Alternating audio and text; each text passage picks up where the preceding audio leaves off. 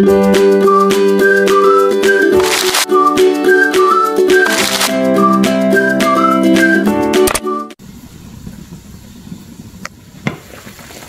right now we are cooking chicken adobo. Frozen siya, so ang ginawa ko, pinakuluan ko muna siya. Siguro mga 2 kilo to o 1.5 kulang 2 kilo. Pinakuluan ko siya sa tubig, toyo. Inuna ko muna yung toyo, tapos pamintang durog, bawang, tapos nilagyan ko ng tubig para yung flavor masipsip niya. So pinalalambot ko muna siya. Saka nyo takpan. Nilagyan ko na rin isang perasong laurel. Tapos, ano pa ba? Sili, isa lang. Gusto ni Don para tot maanghang. So, hintayin natin siyang medyo lumambot. Huwag nyo palalambutin masyado. Basta pag wala ng mga dugo-dugo dyan, pwede nyo nang igisa. Or stir fry.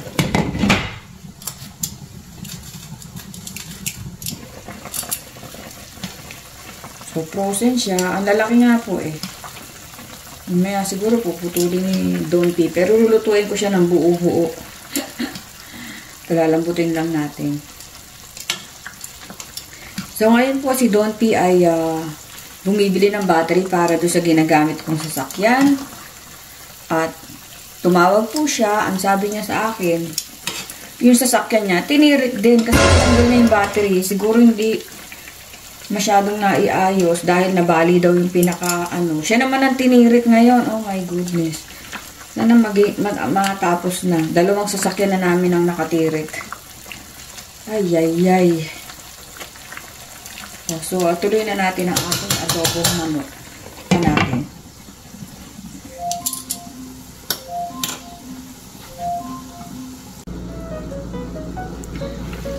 So, okay na yan. Pinakuluan ko siya ng mga 20 minutes.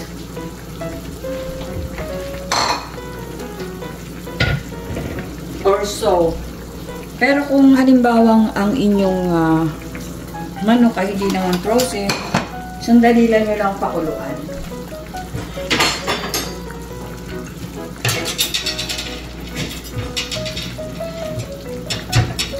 Aalisin ko po yung sabaw.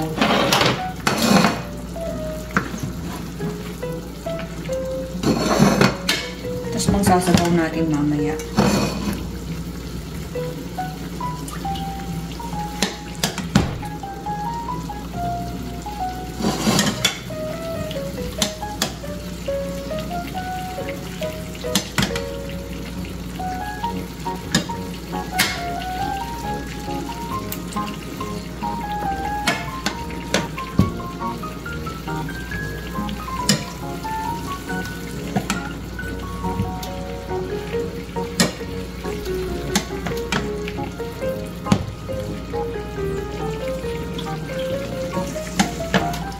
Yan, madami na yung masyadong sabaw.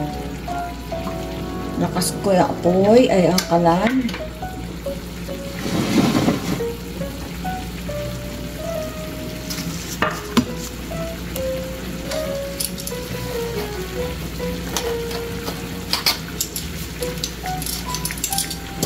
Nilakas ko para po mag-evaporate yung sabaw at nang maisang kutsa na natin.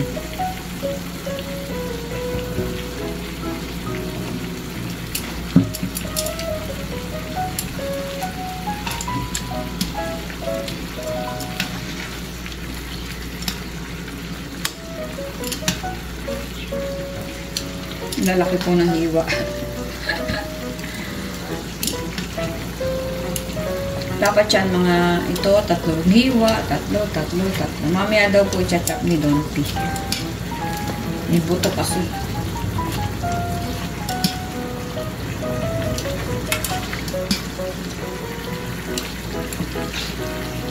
Ganun din naman yan. Maluluto rin yan kahit malalaki ang hiwa.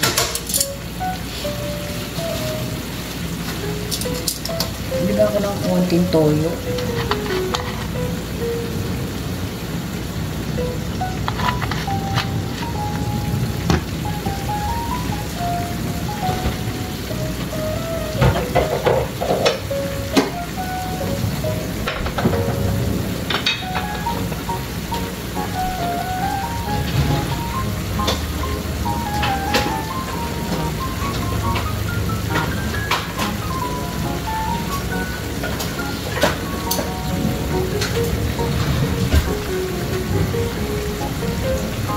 ito ilalagay natin 2 buong bawang at saka sibuyas. Pwede wala sibuyas. Gusto ko na yung sibuyas.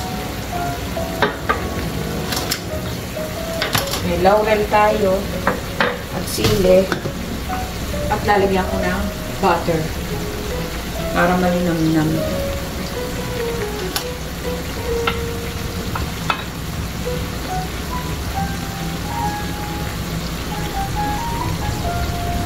Kaunti lang. Pwedeng wala.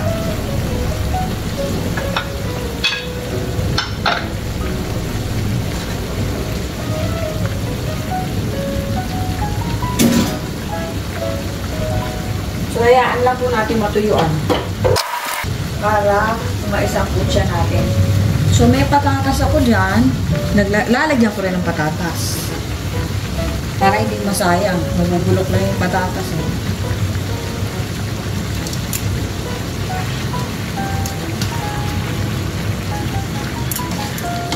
Todo na yung apoy para hindi masyado lumambot yung ating manok.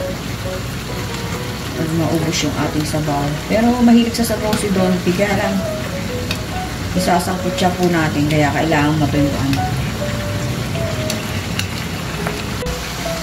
Dahil mainipin po ako, babawasan ko pa ng konti.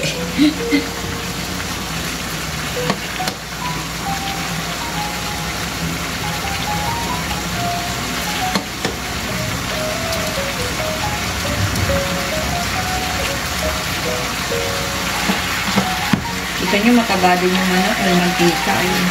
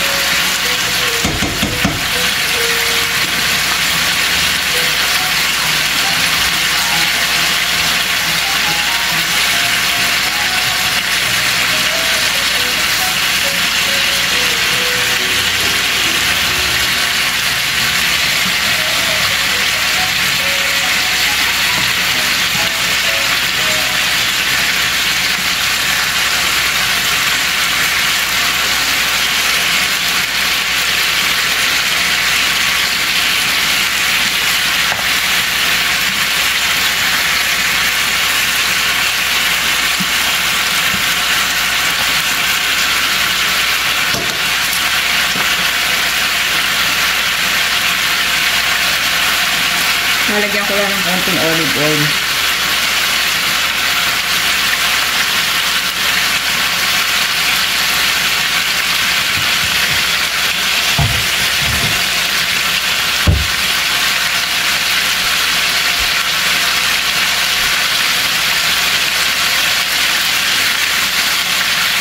Stir fry.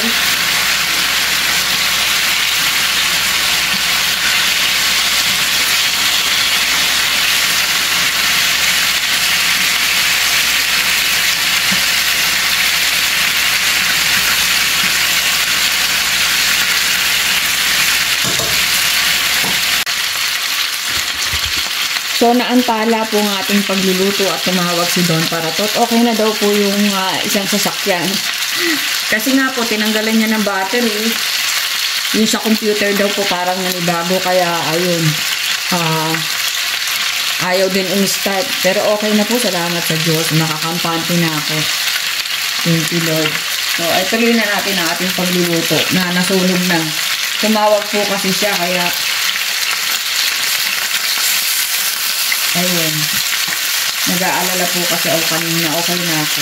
Mandar na po siya.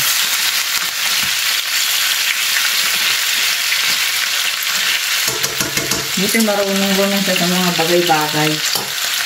So,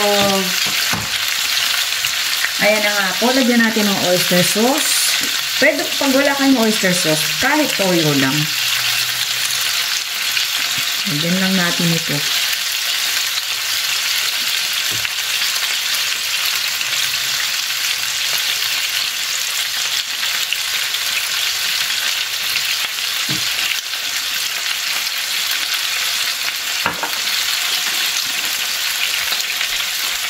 Tapos, ipiprito na natin yung patat. Ay! Sorry!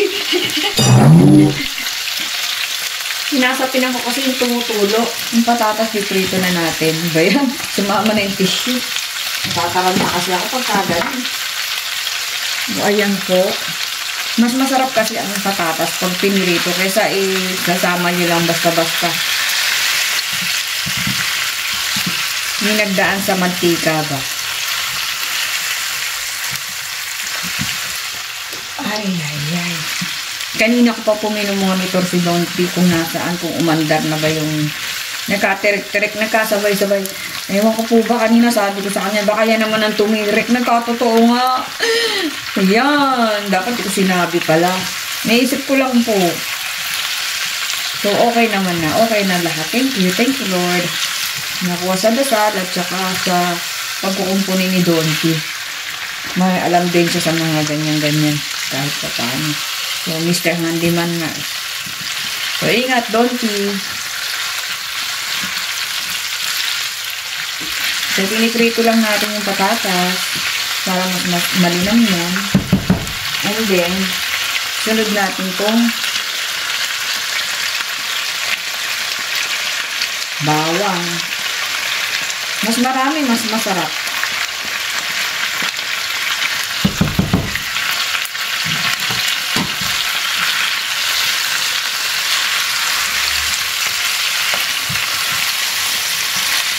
Pwede niyo pong liitan ng hiwa ng manok since hindi ko po siya kayang tagain. Ganyan na lang siya. Malalaki. So, Malini, thank you for telling me that you're gonna go to your place and take care, enjoy. My friend, gonna miss you for sure. I'll be waiting for you to come back. Just enjoy the show. So, kaibigan po natin, yung uuwi siya sa kanyang bayan. Alam niyo naman, excited pagka umuwi. Parang tayo mga Pilipino, excited pag umuwi sa ating bayan. Ang bayan ng Pilipinas. Lahat po ganun. So, yung isang kaibigan ko, uuwi siya sa India. So, natutuwa naman ako at excited siya. Makasama ang nanay niya. Okay? Sibuyas naman po.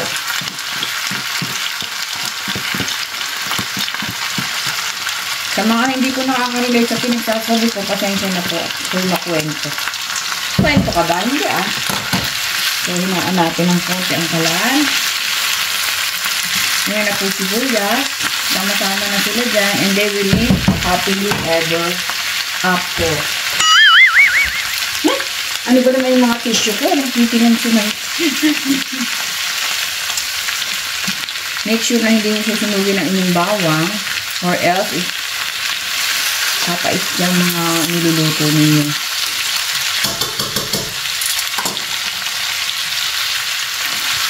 Nakita ko lang binaba ni Don P. Sabi niya, ikaw magluluto. Sige. Kasi kanina umaga siya po nagluto ng aming almusal. Kaya busog pa kami. Nag-fried rice siya, nag-egg, omelette, and everything.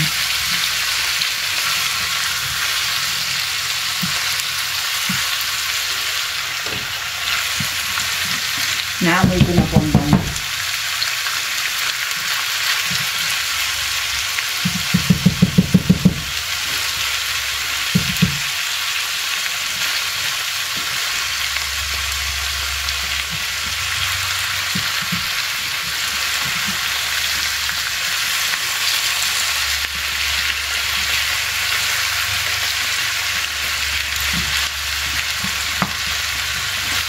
Tinatanong pa niya ako yung pagbibili ko. Sabi ko,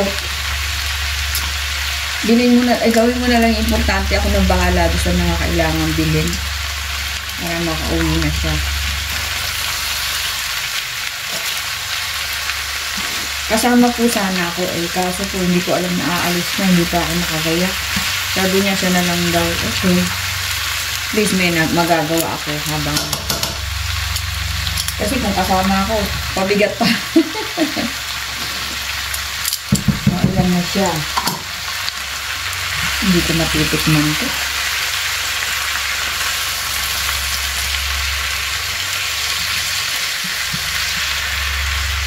Pero parang matabang. Sa amoy. Lagyan natin ng toyo. Bakit? Malat. Ayan ha. At syempre po, lalagyan ko ng konting sugar.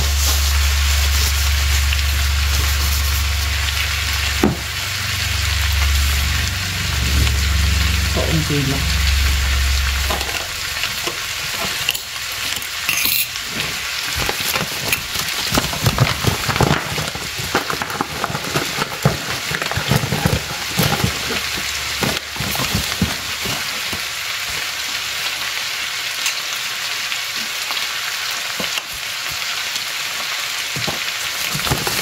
Pagpag mo pati di ba?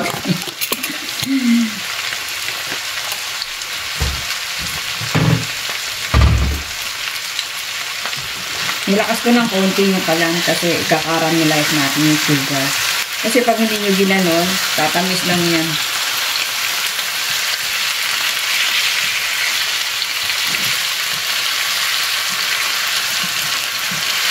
Di ba po, ang ganda na ng kulay.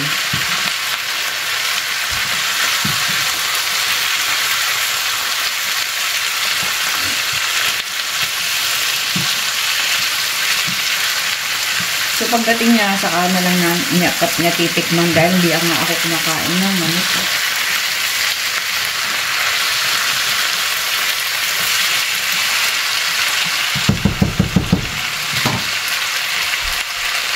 Ibigyan natin ng paminta para mas masarap. Garlic powder, optional. Yung garlic na tayo dyan.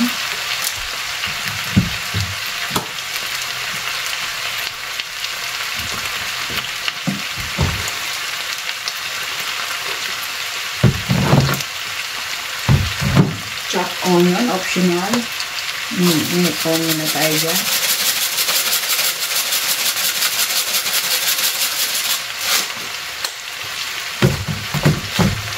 At nilaka siya. Ito ba? Nilagyan natin ang isa lang nilagay kong laurel kanina, dagdagan natin. May tangkay pa.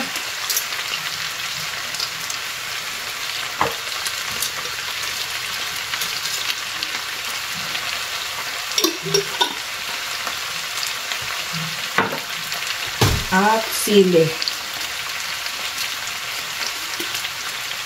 Optional kung gusto nyo lang.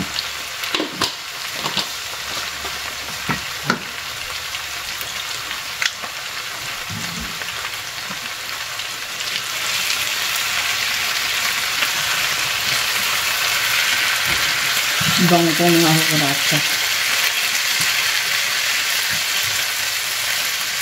Yung ating potato, para lang extender, para may ibang lasa si Don Parakot. Total, meron naman dyan, kesa mabulok, sinama ko na rin. Pwede yung lagyan nga ng carrot kung gusto ninyo. Pwede yung walang parang prutas, walang kahit na anong gulay yan. Nasa sa inyo yung kung anong meron dyan. So, ayan na po. Nasangkot siya na natin. Lalakas ko ulit yung apoy.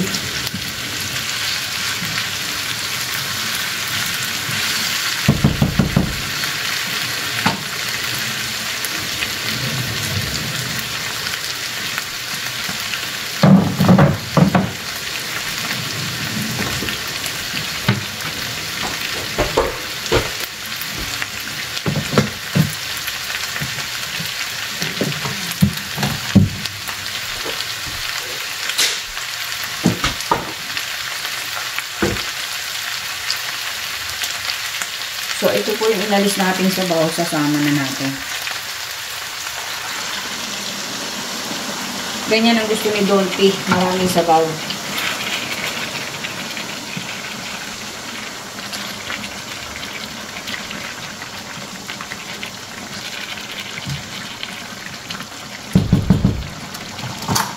So, aamuyin ko lang po kung saan kulang.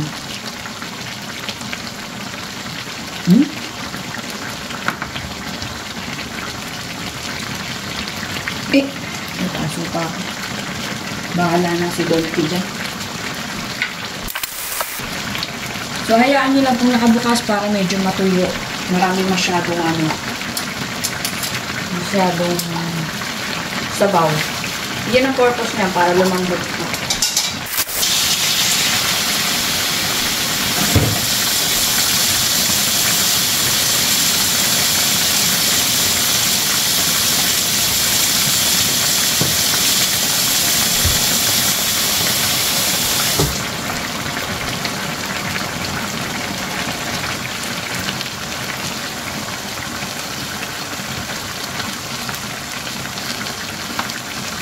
Tsaka para po lumasa yung sili at saka yung laurel dahil nasa sabaw na siya. Yung lasa po niya, kung tama na yung alat, si Don Paratot na ang huhusga. Nadagdagan niya ang pagkulang. Kaya hindi ko masyado inaalatan. Hindi mo nang mababawasan.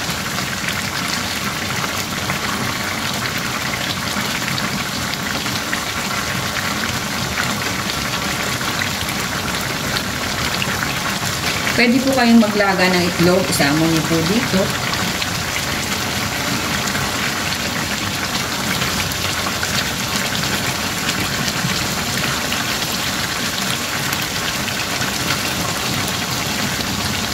Ayan. Ito ba? Kung hinintay kong lutuin ni Don P yan, frozen pa, lalagyan po natin ng konting suka. Nakalimutan ko pa yung suka. May adobo bang walang suka?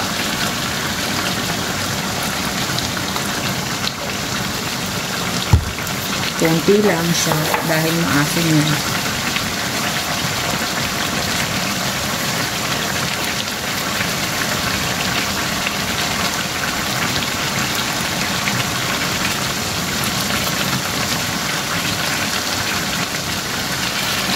Nakalimutan ko po yung suka talaga. Buti na lang nandito na sa baba.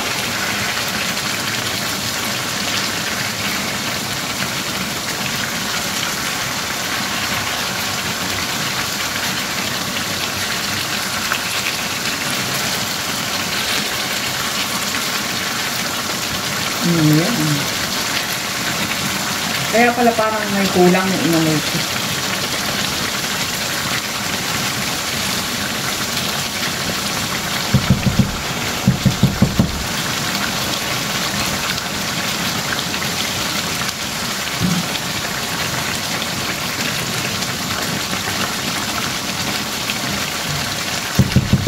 Ayan po ang ating adobong may sabaw na may patatas. Okay? Ganyan lang po kadali. Actually, pinahirap ko pa nga. Babay na po. Ingat po tayong lahat. God bless us all. Salamat po sa inyo. Ayan po ang ating adobo. Bye-bye.